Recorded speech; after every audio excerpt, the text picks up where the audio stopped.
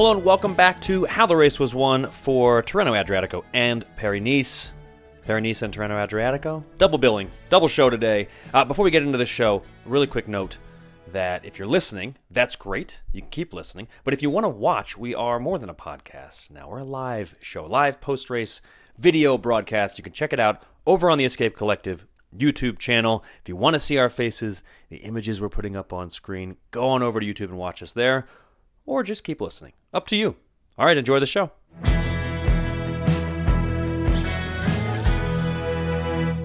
Hello and welcome back to How the Race Was Won from Escape Collective. I'm Dane Cash. I'm here with bike racing analyst extraordinaire Cosmo Catalano. Cosmo, we've just watched not one, but two World Tour stage races wrap up. We're going to start the show with Paris-Nice, where the defending champion defended. He did it by being great when it mattered most, several different moments during the race. What's the headline from Matteo Jorgensen's Paris-Nice victory? I would say the headline is Visma Lisa Bike masters the art of war. I've already chef's kissed so many of your things. I don't know what's better than that, but as a lover of history, I think you know I'm going to love that one. In what ways are Grisha Nierman and Matteo Jorgensen channeling Sun Tzu in this race? Bring us to the moment where we're really seeing this here. I was going to say, to fight and conquer all your battles is not supreme excellence. Supreme excellence consists in breaking the enemy's resistance without fighting, which is basically what Visma did at this year's Paris-Nice. Maybe they'll do a Paris Tour as well. Yes. Do we want to show maybe something from today's stage? So sure. We watched stage 8 today. Now, Jorgensen's in the lead already. Let's go to today's stage. He's already got a lead, but I think he's got a GC lead. He's already got a GC lead. One great way to look at the way they took this race is they took no chances. They even lost the Tour de France Tour de France two-time winner, and then they just sort of refocused or focused entirely on Matteo Jorgensen rather than having a two-pronged approach. All right, so today's stage, we're in the mountains, in and around Monaco and Nice. Can you pause it? I'll pause it. Take us here. Take us to what's happening here. Yeah, I mean, Magnus Sheffield. He's American. You don't say Magnus, you say Magnus. He's making his attack kind of up the inside, out of the train of riders. And you can see, if you look carefully over, I believe it's Foss's shoulder there, a black helmet. And that's Matteo Jorgensen's. His helmet is yellow on the front. It's black on the sides. That's how you know he's looking back. He sees Sheffield coming. He has all the opportunity in the world to react, to chase, to do something, and he doesn't do any of that. This goes by. He kind of stays there. Foss is looking back. He's ready to chase him if he attacks. He's nope, not doing anything. A couple of moments later, we see that Sheffield has the gap. Look back. Jorgensen's on the radio, basically saying, "Let me know if he gets far enough up the road that my lead is in danger." This is the plan, and we'll see if you can jump to the images I uploaded. Yes, let's go to, well, we've got a couple. Chase 1, maybe? Chase 1, yes. Yeah. All right, so here we are. Almeida on the front. Yeah. Joao Almeida trying an attack, and Jorgensen not chasing him down. Doesn't care.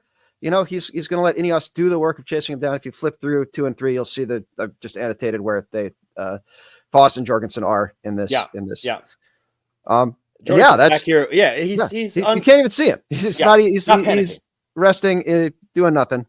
And basically just uses Ineos now because they have Sheffield up the road. They want him to at least win the stage. Maybe he can move up in GC. He knows he's got a team that's got 3 riders in this group where he is alone by himself. He's basically converted his potential enemy into an ally. And this is very much right out of the art of war, which is on the ground of intersecting highways, join hands with your allies. And there are intersecting highways. That they're, I don't know if it helps that much they're American. I think it helps that Sheffield's a stage win threat and can move up on GC. So Ineos is highly motivated to try and keep people from chasing him down.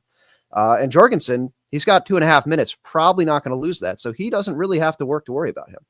It's just very smart racer. He's got all that time because of some really great tactics earlier in the race, which I want to get to in a second. But first, let's point out here, not a lot of yellow in this group. No yellow. Zero yellow. The Visma team did really good throughout the race. And then on the final stage, they had already set up Matteo Jorgensen to be in a really good spot so that when they didn't have a lot of teammates for this climber-friendly day, I mean, remember, they lost Jonas Vingegaard. He had crashed. It didn't matter. They were able to change up, adapt, do something differently, find allies on the road in Ineos. Really great work. So let's rewind a little to talk about some of the other things that they did over the course of the week. I mean, obviously, we don't need to talk about this too much. First of all, because it was a week ago. Second of all, because as you know, Cosmo, I don't really love them that much. Team time trials. They did a great job. That you don't love them with the new kind of lead out format that they have. I think it really does kind of spice them up a little bit. And part of that is, you had, it sort of reveals what your GC contender is. And yet we had both Vingegaard and Jorgensen coming into the line together. And it's very much, all warfare is based on deception. There was no tipping of the hand what their plans might have been in that time trial. Excellent point. I mean, coming out of this and then into the next stage, even there's plenty of question marks on who is the team leader at Visma. Because going into the race, I saw an interview with Jorgensen where he said something to the effect of like, well, Vingegaard wants to go to the race. We're just, whatever he wants, he gets, which makes sense. He's a Tour de France winner. But even during this race, as you're pointing out, they made sure not to make it entirely clear if they were backing one rider over the other. And I don't think they really were backing one rider over the other necessarily. I think they were going in with a open plan of seeing how things would pan out, who would do well. That was actually quite useful for them because the day after the TT, Jorgensen looked better. He also kind of attacked a teammate in the race lead, but that's fine. And then the day after that, Jorgensen takes the lead again because Vingegaard crashed and hurt himself. Were you saying on stage the day after the TT that Vingegaard sort of attacked Jorgensen? Was that what the... That's what I'm going for. Yeah. It was interesting how well Visma played that relative to their Vuelta a few years back, where they were very kind of, there was a whole thing where like after the stage, Jorgensen and Vingegaard are both there, both kind of like beat up and tired and be like, oh man, I really screwed it up. And Jorgensen's like, no big deal. Like that was the plan. It didn't work out. No, no worries. And it seemed very well handled compared to the last time where you're sort of like, what is this team doing? Do they have any idea how they plan to manage these potential leaders? It does. And we should point out, even that Vuelta, Sepp Kuss, even that Vuelta, they still finished on all three spots on the podium, right? Yep. So it worked out in the end. And then again, here, having this dual leader approach seems to have worked out because Vingegaard crashes. At first, it didn't seem like that big of a deal. He got back to riding. He lost some time. Jorgensen retook the race lead, but it wasn't apparent at first that Vingegaard was going to leave the race. The very next morning, he's out of the race. Seems like a low point. I mean, this team loses Jonas Vingegaard, and it ended up being like probably the best day of the race for them. And it wasn't. I mean, if you look at the route of the stage, it didn't appear to be the kind of stage that Matteo Jorgensen would pick up a big chunk of time on guys like Lenny Martinez and Joao Almeida, because the stage 6 route had a pretty flat finish, and yet Visma tacticked their way to a really impressive day. Attack him where he is unprepared and appear where you are not expected. Another maxim from the Art of War here. Maybe so unexpected that the ASO was not ready for it because by the time camera switched on, the gap was established. We didn't really see the real nitty gritty of how it broke down. Probably talk more about Mess Pedersen later, but he somehow managed to get his way into the second Jumbo or Visma Lease Bike team time trial of the tour. And a lot of other people who maybe should have been ready for it weren't. Yeah, I'm wondering why? Like, why wouldn't you be ready for that? I guess just because you're thinking Visma's going to play it conservatively, maybe? They're in the lead. It's a sprint day on paper. It's been miserable. Like, there are clear points later in the race where you have opportunities to gain time, establish a lead. And I think it was real easy to fall asleep. You could kind of hear Visma put out a video on social media where they're kind of going over their strategy for the day. And he's like, hey, this is, we don't know that the wind is going to let us break things open here. But if we're at the front coming over the top of the climb, we're already there. The descent will line things out. If there's enough wind, we can split it. If not, it's a sprint day. And yeah, it was just being prepared, having that plan on paper and conditions lined up to make it doable. And they did it. Yeah, the conditions at this race, we haven't talked about it much, but I mean, there was a race that was neutralized. They had to change some of the routes. As ever, Paris-Nice threatened to be, derailed by weather. This happens very often in this race, also Tirreno. And it was. I mean, there were stages that were pretty heavily derailed by the weather. Visma didn't appear to have been negatively affected by that too much. Jorgensen said at the end of the race that he was really cold on one of the stages, but at the end of the day, they really took advantage more than anyone of the weather on this stage 6 day where they blew up the bunch. They forced echelons. They're coming off it was the Côte de Beauce de Provence, something like 70K out. And yeah, then I did love that they kind of took a victory lap by they took the video that morning of them discussing the plan, and then they posted on social media as sort of a way to say, hey, look, we had this plan and it worked out to perfection and we're awesome. And I liked that. I'm cool with that. Another example of them just not taking any chances and making sure that they are taking advantage of every opportunity. They're not going to be lazy. They're not going to rest on their laurels. I would say also on stage 7, or maybe after stage 7, you could see them really. I mean, do you want to talk about anything specific on stage 7 other than it was a GC day that didn't really materialize because everyone was just frozen? Yeah, the weather. I mean, the weather seems like another way. I was going to say after the stage, the interview with Storer, with Michael Storer, I think the stage winner. Yeah. He was in a puffy coat, in a hat, freezing to death, like shivering, shaking, still sticking it out doing the interview because he's a tough guy. And then moments later, we had Jorgensen, in just the yellow jersey and a cap, like clearly not freezing to death. And you get in these cold days where you're soaking wet, like water takes the heat out of your body so quickly. You have this really narrow window where you're basically, you finish the race and you're kind of warm-ish because you've been riding up a big mountain. If you immediately get dry clothes, get hot fluids in you, get a puffy coat on, get everything on, like you handle that transition perfectly, you don't end up freezing. And the window there is like minutes, after the finish. And to see the difference between how Tudor got their stage winner ready for the interview and how Visma got their GC leader ready for the interview, night and day. And to me, it kind of speaks to this preparation they had. They knew it was going to be a cold day. They knew they were going to be up on top of the ski area. Very much another art of war thing where it's like an army without its provisions is lost. Without a supply of bases, it's lost. So. And that army, by the way, Jorgensen wasn't always a part of that army. He used to be a part of a different army, an army that is sometimes criticized for not being quite as much of a well-oiled machine as a Visma. I'm talking about Movistar. And yet, Tudor, yes, you might be a Swiss team, Swiss watches, I expect to be a well-oiled machine. But really, Visma's showing that they get the little things right, too. And that was impressive. And then here on the final stage, we've already talked about it a fair bit. Again, Jorgensen did everything right. He didn't follow when he didn't really have to follow, still ended up finishing second on the day.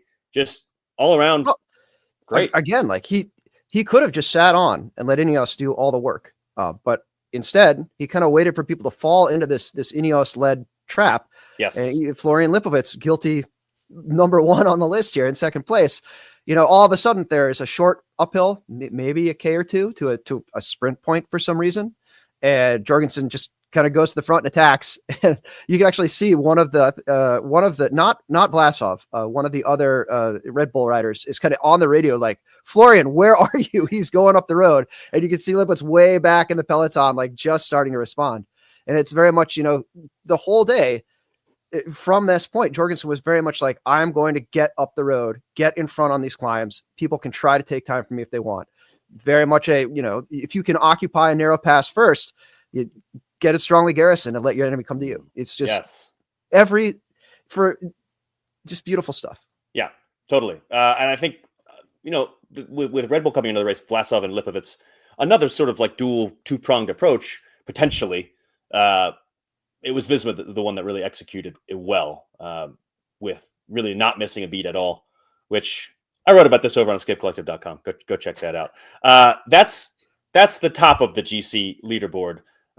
To sum it up, Jorgensen defends his title. Really impressive ride across the week. Lipovitz second overall. Team Arnsman was third. I thought Ineos did a really great ride. And then our 4th place finisher, Magnus Sheffield, great stage win, finishing 4th overall. And I was really impressed with the way that he held his gap. Once he had gone solo off the front, once he had worked his way up off the front today, I felt like there was a pretty significant stretch where I'm just staring at the gap, expecting it to come down, and it didn't. And that, to me, says a lot about Sheffield's solo abilities, his big engine, and that bodes very well for him for the future. He's still very young. We've already seen him take some. I'm glad he didn't crash. Yes, me too. It's happened before. Yeah. Yes. Yeah. Who else impressed you? We've got stage hunters to talk about as well. Anything that we should hit on in that department? It's good to see Felix Gall really active. I don't know that it played really well to his abilities. There was a lot of, he occasionally gets spooked by downhills, doesn't love the cold weather, but he was animating the race. Obviously Pedersen, we should probably talk about because he was all over the place. Absolutely. Well, let's jump to that. Actually, let's talk Pedersen. Have we ever seen anything like that from Pedersen before? Yeah. Well, not from Pedersen, but we have seen this before. This is a classic Tor Hushovd yellow or green jersey points raid where a large sprintery Norseman goes up the road and takes all the points they can get. And it's a good thing he did because it was fairly tight between him and Jorgensen. I have to admit, we're watching. I'm watching on the U.S. broadcast. Bob Roll and I guess Christian Vandeveld were talking about the points classification, and when they were talking about how Pedersen needed to do this, I'm like, there's no way he's going to lose the points, right? And then I went and checked, and he actually almost did, and it was because that he was so aggressive today. But just if you see him out on the roads with some of these climbers, he's a really big guy, and you don't expect him to be doing these climbs. I mean, the penultimate climb, or was the last climb of the day was really steep, double-digit gradients, and he managed to, just all throughout the day. It didn't really seem like he was struggling nearly as much as I would have expected. So sorry for having those low expectations for you, Mess Pedersen. Is he going to be attacking over the post show? Is he going to win San Remo? It wouldn't surprise me. I think if it's rainy and cold, he definitely has a tremendous advantage there.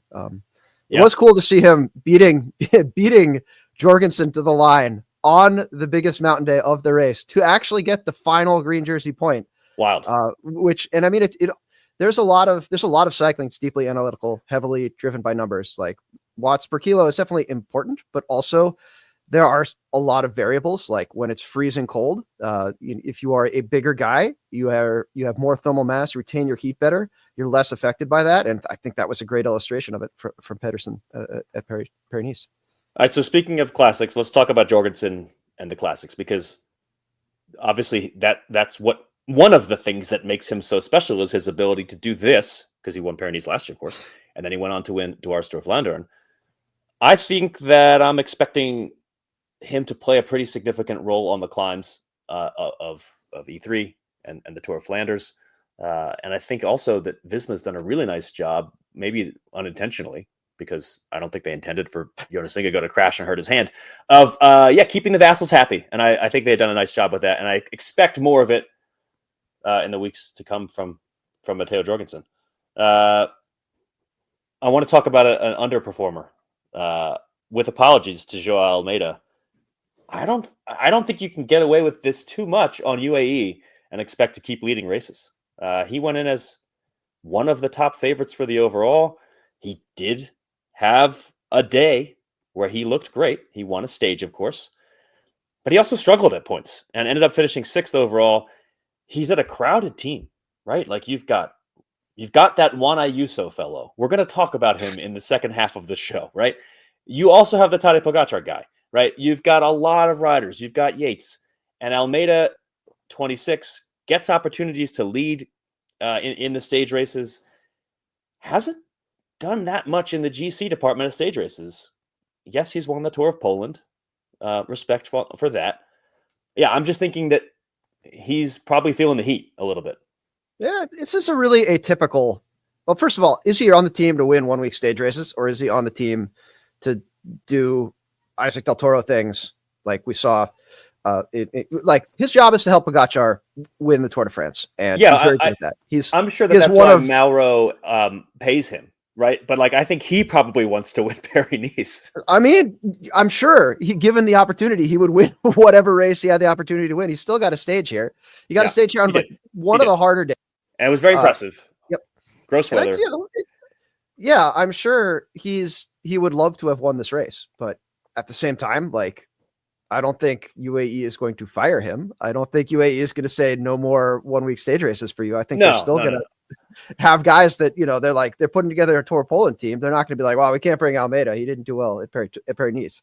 My thought is more that if Almeida wants to lead the Vuelta team, he may now find that he's got 2 riders that UAE is favoring over him for that job, perhaps. Okay.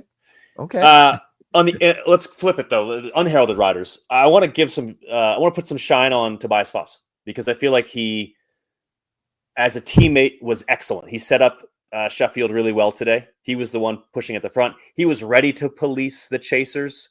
If we saw the still, he was the one that's waiting for Jorgensen to maybe chase. And then while all of that's happening, Tobias Foss, big guy, time trial star, still managed to do really well. Overall, he was 9th overall in this race. This is a former world time trial champion. He's 74 kilos. Yeah, I'm really impressed by Tobias Foss. And I feel like that is the sort of Ineos teammate performance of the days of yore, where like teammates mattered more because they were also fighting for GCs more than they are now. So yeah, good on you, Tobias Foss. Throwback Ineos or Sky even ride to do that, to do everything he did all week. I thought he was great. I can't hear his last name without thinking free and open source software. I wonder if he gets that a lot. If there's a lot of probably developers not. in his life. Yeah, probably not. While we've been doing all of this, the folks over in our StreamYard chat, our members, have been dropping some comments, and I want to hone in on a few of those now. I want to, first of all, Cafe Rider, our friend Cafe Rider, just keeping us entertained and busy all the time. Love that. I liked the way that Tudor rode in this race, and I want to get back to it because they did more to impress me as well at Tirreno. Julian Alaphilippe being a teammate for Michael Storer. Yeah, great teammate work from a former world champion. I liked that. Definitely not Cayley pointing out that his fake team that we drafted over on the Spin Cycle podcast had a great day. Both Magnus Sheffield and Matteo Jorgensen, members of his fake team. If you are wondering what I'm talking about, then first listen to Spin Cycle, second go to the Escape Collective website. So definitely not Cayley. I acknowledge that Juan Ayuso did win Tirreno-Adriatico, so I'm also pretty happy. Yeah, I think the other thing to talk about, though, with Cayley's comment, maybe a little bit more worth digging into, is the way that Ineos is, Tobias Foss, Magnus Sheffield, riding in a way that is entertaining and successful. They won the stage today. Do we like them again? I don't know that I ever disliked them that much, but I feel like they have some guys that are easy to root for. Certainly helps that Magnus Sheffield is a 22-year-old American. Are you expecting more of this kind of thing from the other members of the Ineos squad here, Cosmo? I don't know. Again, this is such an atypical stage race. True. Especially this year. I agree that I like to watch teams race like Ineos raced here. It almost feels a little bit like they're racing like Uno X, which I am always here for. I think they're still going to be under pressure to do Team Sky things at big stage races, and I think that will rob us, the cycling enjoying audience, of what they could be doing, like what we saw today. In other forward-looking questions, last one for Paris-Nice here from Jeff Liu. Do we think Metz can hold a swarm to Roubaix? I do think that, actually. I think Peterson's going to be pretty heavily involved in contending for all the classics. Roubaix may be his best shot. Hard to say, but I think he can. I think in the past, the biggest thing that has been an issue for him has just been staying upright, and hopefully that is not an issue for him this year. He should just go off the front, like 70K out. He's been trying to do that in previous Roubaix. Interesting. It would be interesting for someone who's not named Tadej Pogacar to do that, or Van der Poel is the other one who does that. Is Pogacar still teasing Roubaix, or have we backed out? I don't know. I feel like his team keeps downplaying it, and I still don't know that he's decided personally. We'll find out. But yeah, I think Peterson can hold his form. The other thing is we look at what he saw today, and we're like, what we saw today, and we're like, okay, well, this is the best we've ever seen him. Can he hold on? What if he's still just tuning up? Like, he's still got more to go. Maybe this wasn't even his final form ahead of the classics. I think of him outsprinting Van der Poel at Gent-Wevelgem last year, and all he has to do is do that at a race at any of his choice of classics. He is. I think he is the top nod Van der Poel contender, unless a different Van Aert than we saw earlier this season shows up. So yeah. All right, I think we've covered Paris-Nice. enough. I hope we've covered it enough. If not, our members can feel free to comment. If you're not a member and you don't think we covered enough of Paris-Nice, then go become a member and then tell us that. You can do that over escapecollective.com/join. Because cycling is cycling, there's a whole nother World Tour stage race that happened this week over in Italy. Tirreno-Adriatico. You just mentioned how Paris-Nice was a little bit atypical. I feel like Tirreno-Adriatico a little more traditional. What's the headline from Juan Ayuso's Tirreno-Adriatico win? The headline is, we've seen this movie before.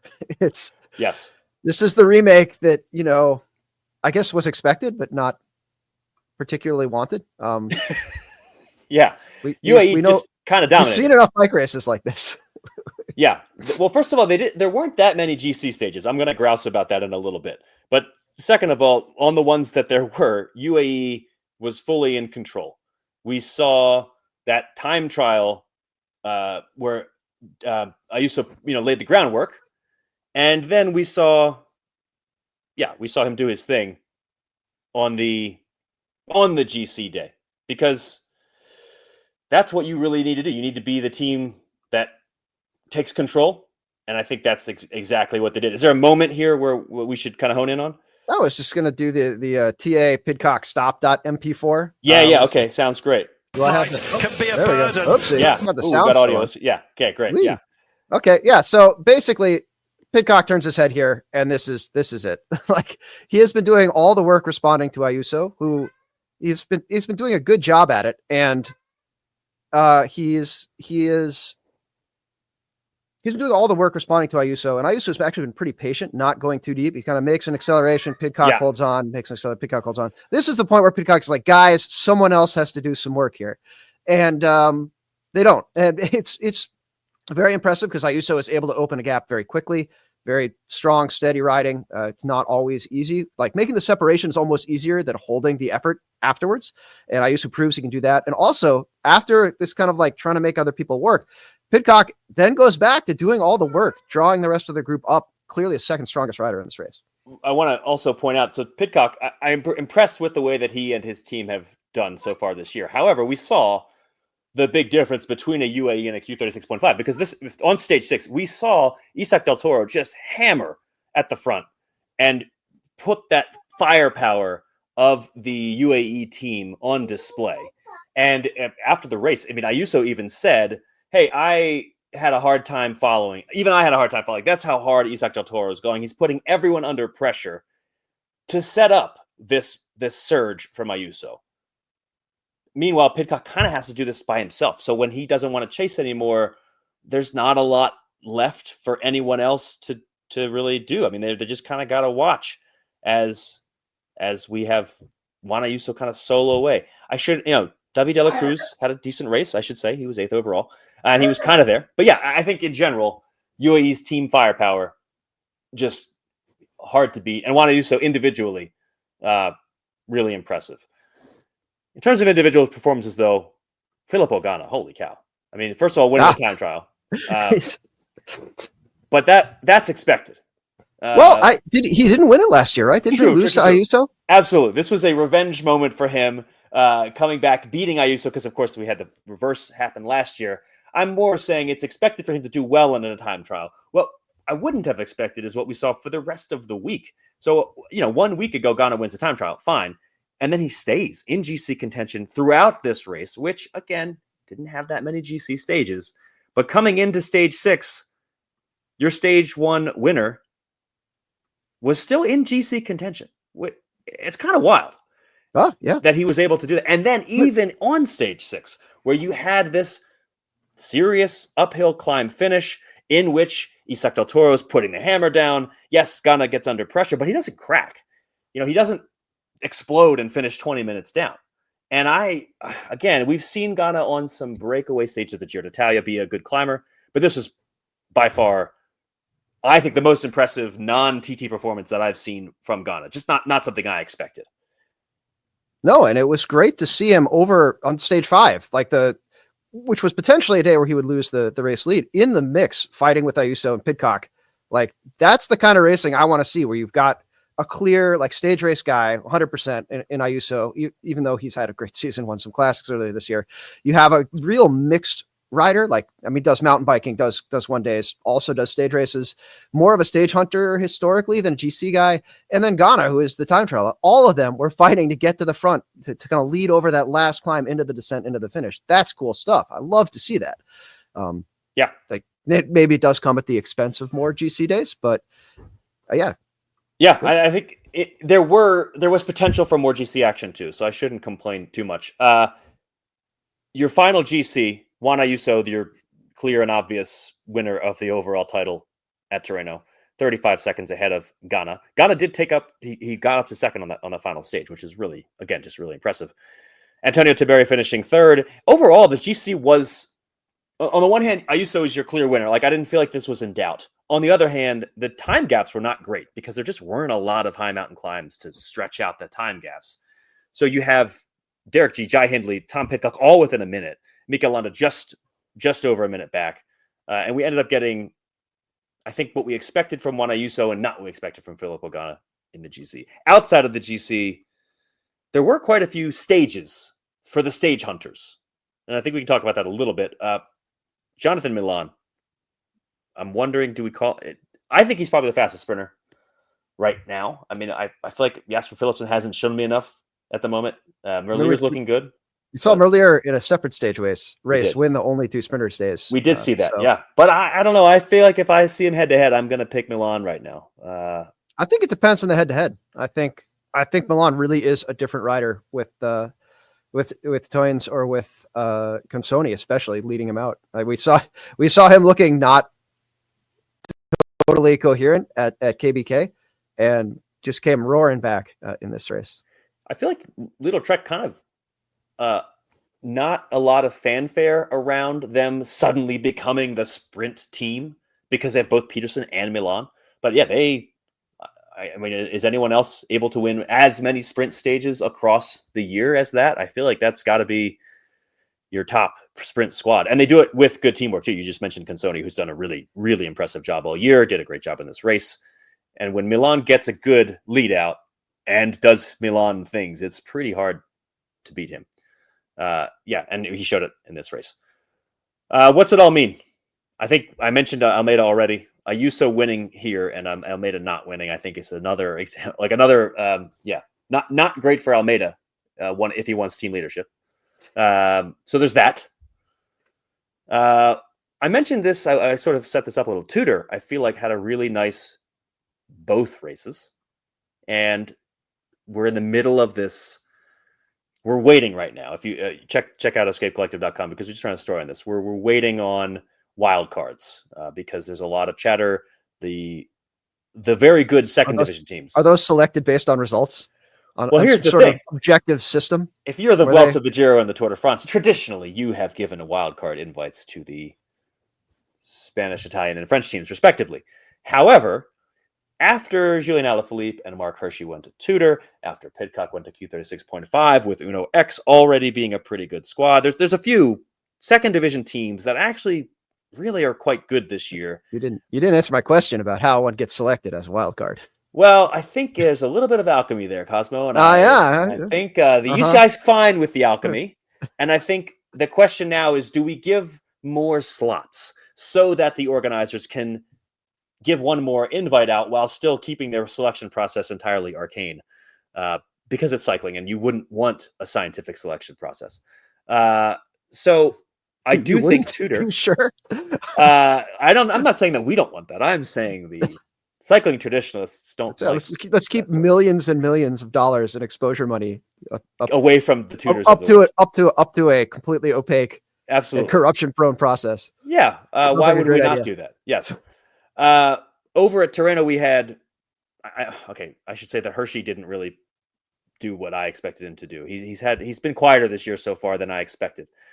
However, on the sprint stage, one of the sprint stages that I was mentioning, Michael Zilliard, actually really impressive on stage 2 and great work from Tudor. Meanwhile, Tom Pidcock finishing in the top 10 overall. Yeah, I think both Tudor and Q36.5 acquitted themselves well this week when the eyes of the world were watching. And I can imagine that might help their case of maybe getting those additional slots at the Grand Tours. Meanwhile, not enough GC stages. I don't know. What did you think? I'm not a huge fan of GC stages. I think you can make GC stages, especially in a 1 week race, more than say in a Tour de France where you've got to survive more than anything else. It's more of a, hey Bug, what are you doing? Head back downstairs, kiddo. He has GC stage opinions. He might. Yeah. No, I agree. I can agree with that because in general, we had some days here. We look at, let's see, stages. Was it 6? No, so it's stage 5 at Tirreno. You had a profile where if I'm looking at this ahead of the race, I'm thinking this could have real GC implications. And you pointed this out. It ended up being a breakaway day. But yeah, there could have been action here for sure. And we ended up getting a pretty good race for the stage hunters. I think I just would have wanted a little bit more. Would anybody have challenged UAE anyway? I don't know. It is nice to have that because there were really just 2 opportunities, and everybody knew what they were going to be. They knew there was going to be the time trial. They knew there was going to be the big mountain finish. To have put a mountain finish in like stage 4 or something, and then a less big mountain finish at the end of the race. So you have this sort of like GC is set by TT, GC is set by Mountain Day, and then some sort of mixed bag thing like we got at the end of Paris-Nice, where people could take opportunities. GC teams could try stuff. For me, that, but at the same time, like I like the imbalanced stuff because there is this very straightforward, stock. We've seen the movie before 1 week stage race. Yeah, like it kind of balances that. This did feel very stock at points. Weather exception, because there was some horrible weather. I guess that is kind of stock for Tirreno, though. So yeah, let's jump over to the member comments because there's some good ones. I think. I like this from Eric.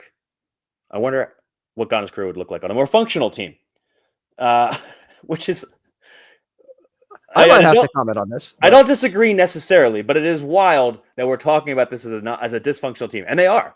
But this is the former Team Sky, and the fact that we're wondering this, yeah. I believe Ghana in an interview said something like, they went back to his old TT position or something with some of the changes. Like I think he was in a TT position last year that he really didn't like, and it may be based on the numbers, based on how many watts he could put out versus his surface drag. It was better, but I think he races more comfortably in the less efficient position. And in a time trial where you're only riding for an hour on a big, long time trial day, I think you can give away extra joules, extra calories to efficiency if you can put out more power. And a lot of it too is mental. Like you've got to feel good. And if you don't feel good, you're not going to be able to push yourself as hard as you need to push yourself to get optimal performance. That's a key. I like that you use that word there to close out your statement, because that is a key opinion of Ronan McLaughlin, who runs the performance process, which is that you got to feel good to go fast. And I feel, even when I feel good, I still don't go fast, but I believe that I do go faster when I feel good. It's not going to matter. I'm still not a fast person. Anyway, yes. Has Mark Hershey ever been good at the start of the season? Raphael from France. He did win the first race he rode this year, so I shouldn't trash on him too much. But you're kind of right. He does tend to build towards it, right? And I think his bigger goal, I know his big goals are the Ardennes Classics and possibly the Grand Tour his team may or may not get to ride. So yeah, I shouldn't be too down on him. Yeah, it's mostly later stage or later in the year success. It's interesting that he came from such a team with such like strong analytical performances. The teams where riders have done well at UAE, and it seemed very unsteady. Seemed like he never really knew when he was going to be good, when he wasn't going to be good. It seemed like the team didn't know. I feel like it might have been a situation that just didn't line up, like personality conflicts or different philosophies in terms of training and fitness and stuff. But we'll see. We'll see how it goes this year. You're right there. That's unusual for that to be a UAE kind of thing. Although he was still, what was it, like the 5th ranked rider in the world on UAE? Yeah, I mean, It was more like when he did well, we were surprised instead of that's a good way rider on UAE. Should Matteo, this is a Paris-Nice question, but I love it so much I'm going to put it up here. Should Matteo be the leader of the Visma's Classic squad? On the one hand, yes, because America. But on the other hand, I think Visma does a great job of doing what they did at this race. not necessarily saying so-and-so is our one leader, so-and-so has to just do all they can to pull for them. And I think it's what we're going to see in the classics. Wout van Aert's going to get all the headlines, but I don't think we're going to see Jorgensen going back for bottles or stopping by the side of the road. And I think that's what they should do. I think they should have a multi-leader approach. Christophe Laporte, if he's healthy, should be also in the mix here. Yeah, so there you go. I feel confident, Cosmo, that we have informed people of how these races were won. Any final thoughts here? I was going to say that I think it's in Visma's advantage that people ask who the leader of their squad should be. Yeah. Again, with the warfare based on deception. I mean, we had the same question coming into Paris-Nice, and they utilized it tremendously well. I don't see why the classics would be any different.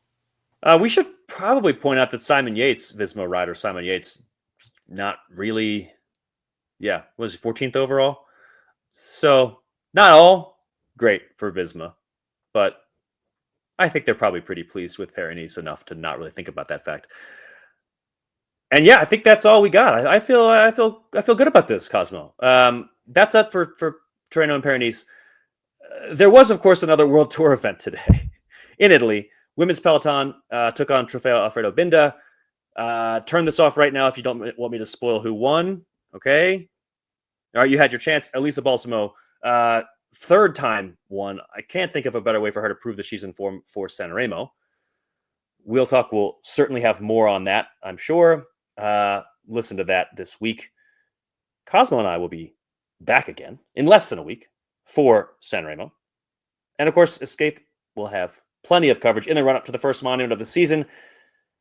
So head on over to escapecollective.com. Also tune into Spin Cycle this week. I'm sure we'll be talking lots about these races and the races that are coming up. Sign up, get access to everything over at escapecollective.com/join, because this is more fun when we are able to talk to you. I really appreciate our members for hopping on and talking with us today. Cafe Rider, definitely not Kaylee. Let's call it there. I've been Dane Cash. Who are you? And what was this? I'm Cosmo Catalano, and that was the How the Race Was Won podcast.